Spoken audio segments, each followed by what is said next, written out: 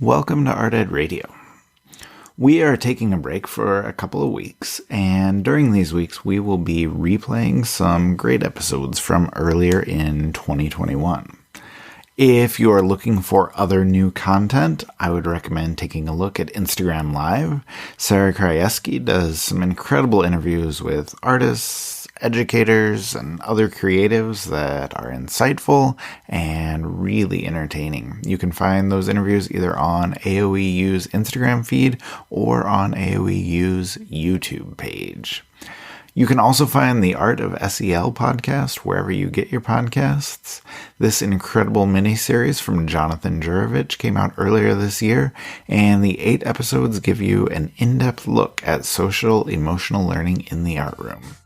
And, of course, if you just want to stick around and listen, here is an excellent episode for you.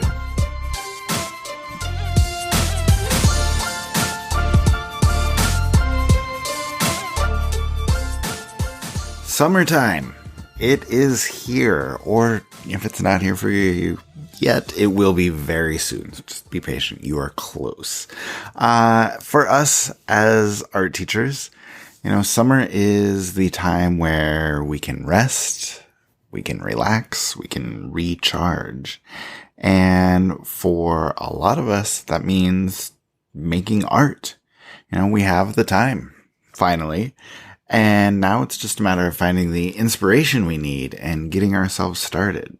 So I want to talk today about how we find inspiration and how we can sort of go through the art making processes now that we have the time, and allow ourselves to create, to make more art. And joining me today will be Juana Meneses, an artist and educator from Miami.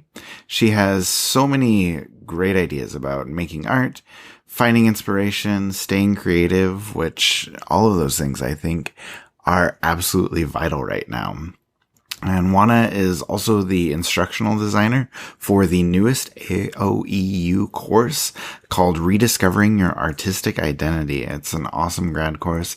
I talked really briefly about it last week and promised you a little more discussion on it today.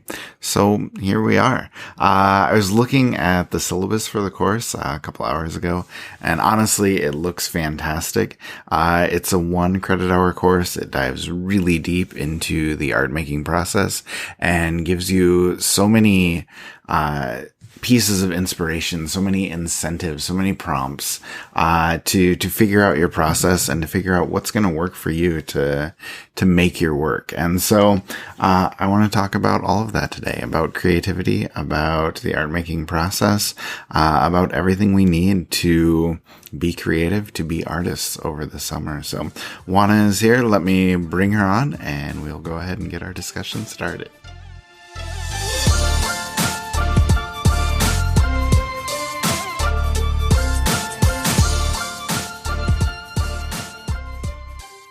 All right, and Juana is joining me now. Juana, how are you?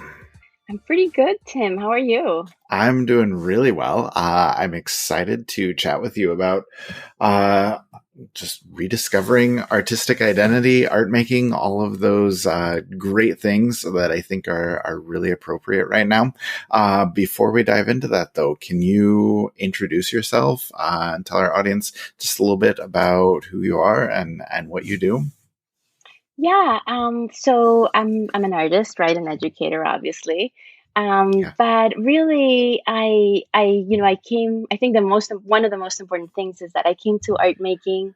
I guess as an immigrant. I mean, I think it's like that's really where my art making comes from, right? So I moved to the U.S. when I was 11, and I didn't speak English. And Okay. so for me, art making, it just became my identity, right? Like I was the kid that could draw, right? And I know many of us are that kid, right? But Mm-hmm. for me, it became like the way that I understand the world and the way that I processed everything. So, obviously I learned English. It was all good, da da da da. And I went to art school, and then when I was in Chicago, actually, I went to SAIC. I had to get an internship, right? And so there was an awesome internship at the Chicago Cultural Center, and which was like amazing, right? Like the best Yeah. place, like the Yeah. most beautiful place ever. And that's how I found teaching. I mean, I was assisting, right? But Hmm. I realized like I loved, these kids would come in, they would see an exhibition, and then we would walk them through an activity. And that's really where, teaching began. Like I realized like I actually loved it. Like I really, it fed me, right? It fed my spirit and it fed my art making and it fed everything. So that's and I it was like how lucky am I, right? Like because it was so organic and it was not, it was really it was just very very lucky for me really. Like now I look back and I'm like wow. So yeah, so after that I came back to Miami and I made work. Like I worked as a gallery artist. Like I actually like sold a ton of work, and it helped me like pay my student loans, like all this stuff, right? It was really nice. And then I knew I wanted to develop my work more, so I went out to LA, and I have an MFA from a school out there, and I kept teaching, right? Like I taught in museums and galleries and that sort of thing, and then in higher ed too.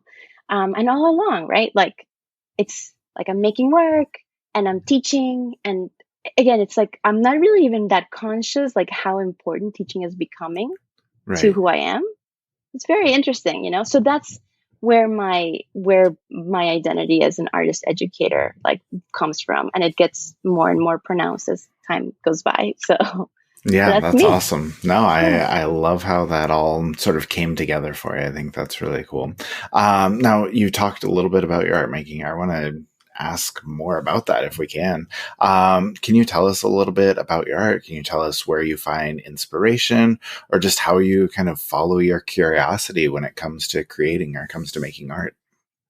Yeah, I mean, I think again, because I'm an immigrant, right? And again, this idea of finding my identity, like defining my identity, right? It wasn't as clear cut. It wasn't something that I was just given, like, oh, this is where you're from, and this is who you are. And so for me, because I also came here when I was 11, so it's the sort of thing Hmm. where I was at this moment where I was starting to understand who I was, and so that's where the beginning of my art, which that happens to many of our students, right? Like identity and who they are and their voice and all of that. And then things start to shift, and I start to think about the identity of place also that happens, and the way that identity is constructed, right? And Hmm. so, and when I was in Los Angeles, that was a lot of what I was interested in. I mean, I was out, Yeah. going out to the desert and thinking about, the stories we tell ourselves, right? About ourselves and about place and how Hmm. those things are weaved in, right? Which makes a lot of sense also in the classroom. Like that helps me a lot in the classroom as well. Yeah. So, and helping my students think about those things. And so now I'm back in Miami, and I start to think about, okay, well, I go on walks, I pick up leaves, I pick up, I want to know about the stories about the neighborhood where I live. I want to Yeah. know about the story of my city. I'm also very interested in archives, right? I have a Hmm. family, I do a lot of things. So, how do I weave those things in is that now it's become about the story of my city and my neighborhood and the places that I go to. But it's all the same thing, right? It's just keeping that thread of identity, and that's how my work. It's all the same thing. I always tell my students it's just about what you privilege, right? Like the thing that you're most interested in at the time, but it's all the same. It's all about its stories and identity. So Yeah, I think that's great. And I think that is good for a lot of people. I think that that's sort of a universal experience where, you are trying to find the stories that make up your life and translate those into your art, into your creating. And I guess that kind of brings me to my next question because I think a lot of teachers are beginning to think about that right now because it is summertime. Art making becomes easier for us in the summer, and a lot of teachers get back into creating. yeah. And that's a wonderful thing. But I think the issue is that like when we go back to school, when we're back to it in the fall, things get a lot more difficult. So, do you have any tips just as an artist for teachers who are trying to create, like how can they sustain their artistic practice when, times get busier, when things get more hectic? Like what is the way they can approach art making to make sure they can still find time to create? Yeah, so I think, well, the things that have worked for me are making sure that I build it in. And what I mean by that is, Hmm. that meant before it meant, oh, well, let me go to my studio. I mean, I Right. know that doesn't happen for me anymore either, right? Yeah. I just Yeah. don't have that time. That I just don't have it. But what I do have is I literally have my watercolor kit. I mean, I show my students. I teach watercolor as well, which I love. Hmm. And I literally have it all ready. Like it is built in. I have my small palette of colors that I have chosen that I like. I have my watercolor brush. I have everything is portable. I have like a tiny little like spray bottle. I mean, it is like Yeah. miniature, Yeah. everything. I make my own artist books as well. So everything is done Hmm. ahead of time though. I think that that's key Yeah. so that the bag is ready. All I have to do is grab that bag and throw it in my book bag or in my beach bag or whatever it is. I just if I'm allowed to think about it like, oh, I have to go get whatever, it will never happen. So what I suggest is or having like notes. Maybe you're better with notes and you Hmm. need, you write things down. I love mind maps as well. And so I also love, I have another notebook that has my favorite pen and Yeah. that one is also easy and small. This is key for me. Hmm. Yeah. It's not heavy that I can again throw in. So I also don't tell myself that I'm not allowed to do something in a particular book. I'm Hmm. allowed to do whatever I want in whatever book I have at hand. It's all good. So Yeah. I think making sure that you have made those systems, put those systems in place before you have to make that choice of like, am I going to make art or not? It's like, no, no, no. You are going to make art because it's already the stuff Yes. that you need is Yes. already in your hand. So I Hmm. think that's important. And my second tip is also just, whatever you're curious about, just follow it, right? Like, so I talked before about, picking up a leaf. I'm like, literally, like, I will pick up leaves. Like, my family knows I'm like ridiculous. Like, I pick up everything off the ground, like, it's so bad. But then, like, those apps, like, that where you can identify, the leaf or the plant or Hmm. whatever. And then Yeah. I'm like, oh, this is a native plant, or this is not a native plant, and how cool. And like, so I allow myself to follow those tangents, and I Hmm. let I don't know where it's gonna where it's gonna lead me. Maybe it won't lead me to anything, right? But maybe in the end, again, it'll be about that history of place. And then I'll find out that this tree has been there for 100 years and that it took 100 years to, to give, fruit and flower. And this has happened too. And so then it becomes again about the identity of place. But when I pick up Hmm. that leaf, I just think it's a cool leaf, Yeah. you know, but I let No. myself do that. I think that Well, that's also important. yeah, I love that. And I think it's just a really organic way to develop, some of those stories we tell. And like you said, sometimes it doesn't lead to anything, but when it does, it's incredibly meaningful and it makes for great work and great conversation about your work as well. So I think that's Yeah. a really good thing. And Um, it Go just ahead. connected one more thing. Being Yeah. constant is the other thing. Hmm. So like I pick up a lot of those leaves, right? Or I'll, and so I trust that picking up all those leaves adds up to something.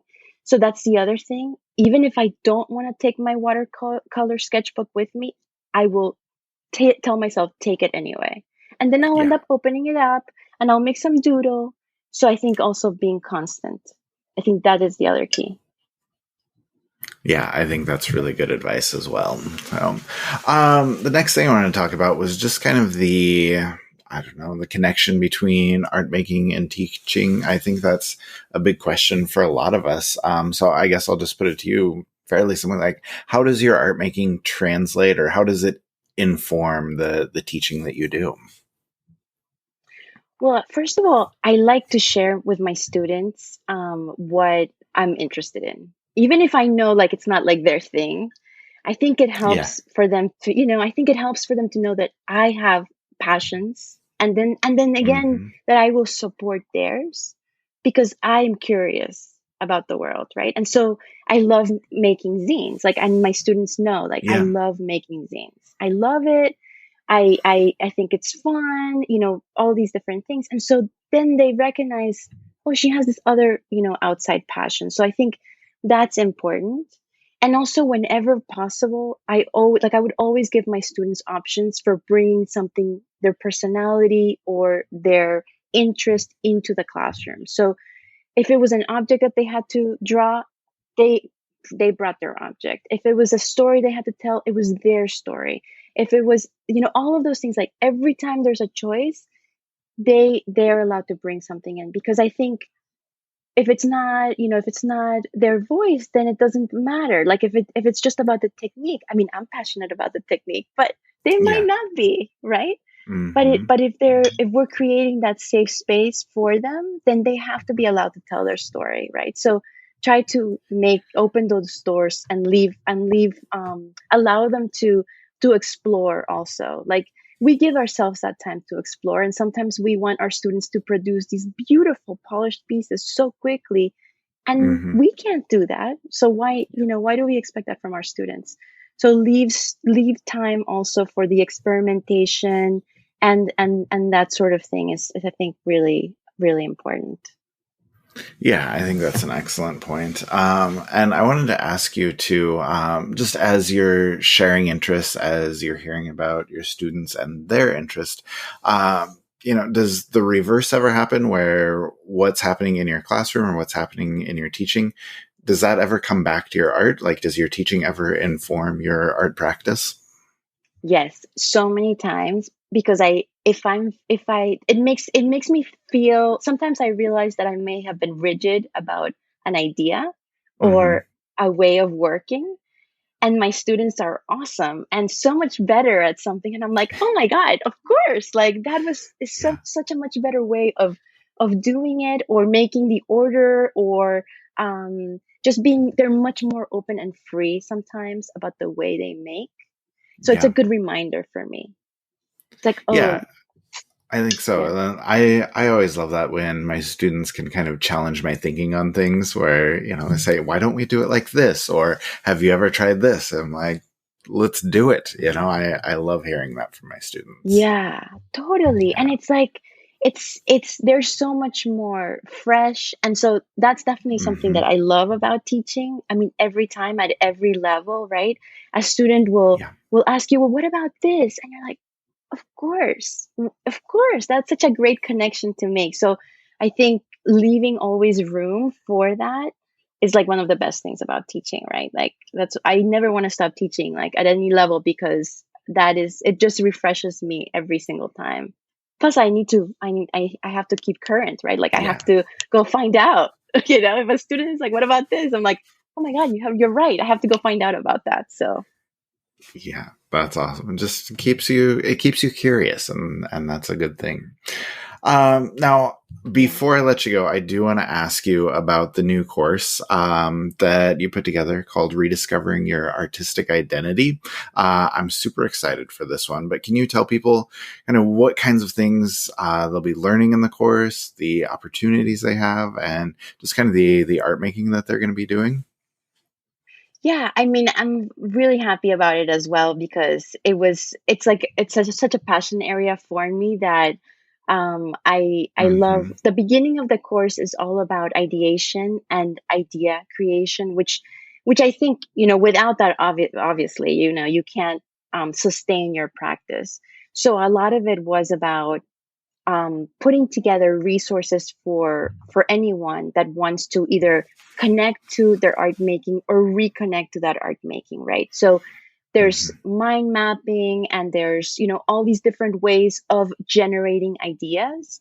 Yeah. So that's the beginning of the course, like really strong generation of ideas, and lots of different ways, right? Because we all know that, like, what may work for you now might not work for you later. So even if Yes. in the course like, even if in the course you're like, I love this, but later on maybe you want to try something else. So really, I'm really big on lots of choices and being able to direct your own discovery, right?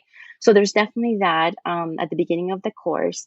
And then we double back and think about midpoint critique. So still you're in this place where you're already excited about what you're making.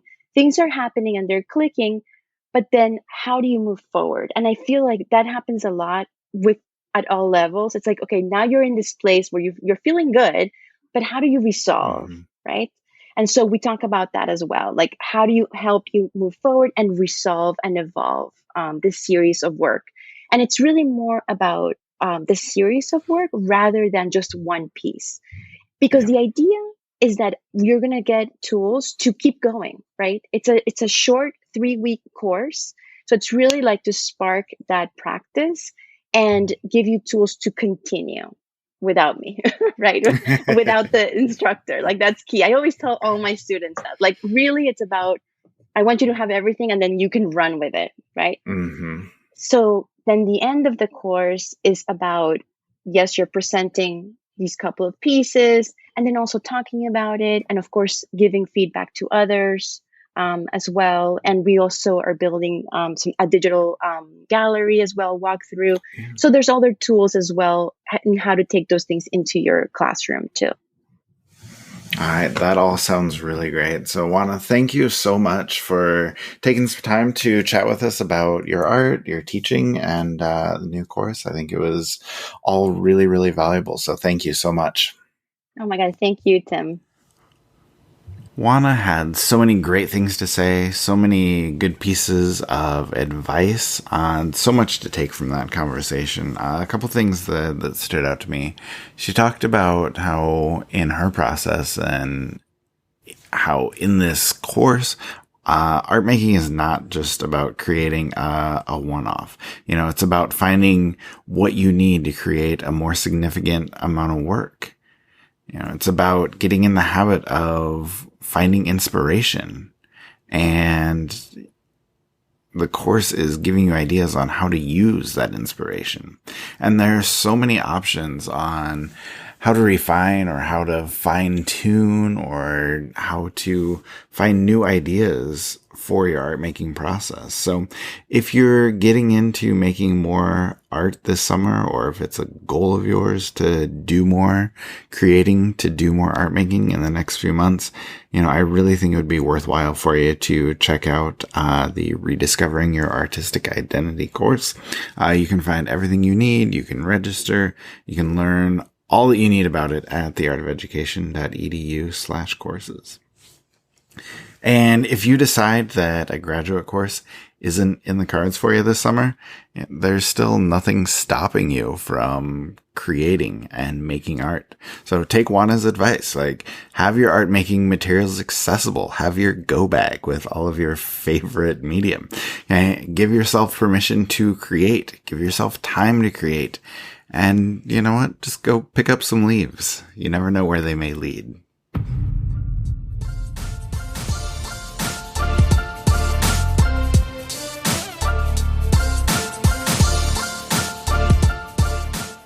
Art Ed Radio is produced by the Art of Education University with audio engineering from Michael Crocker. Thank you for listening, and we will talk to you next week.